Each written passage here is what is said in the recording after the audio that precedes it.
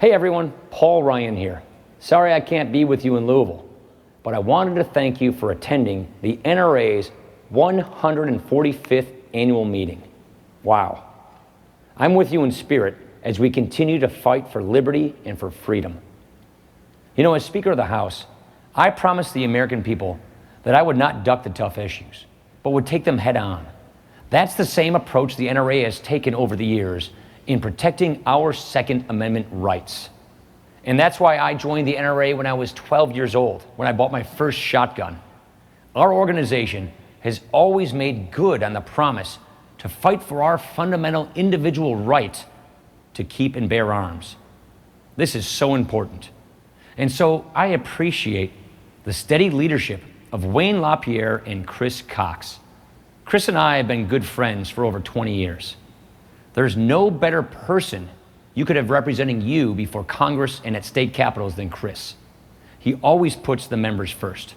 And believe me, Chris Cox knows how to win a fight, which is exactly what we need right now, because we are in the fight of our lives, where some want to fundamentally change our freedoms, our future as we know it.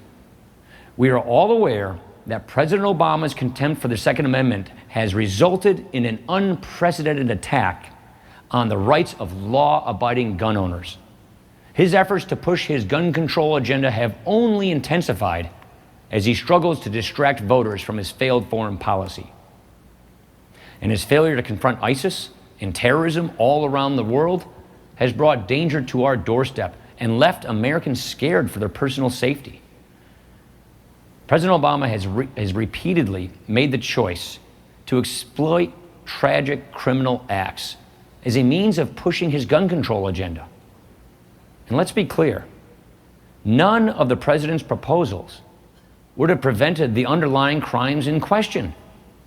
They would simply make it harder for law-abiding citizens to execute their constitutional right to self-defense. Friends and fellow NRA members, we are facing a critical time in our history. Everything is on the line in this election.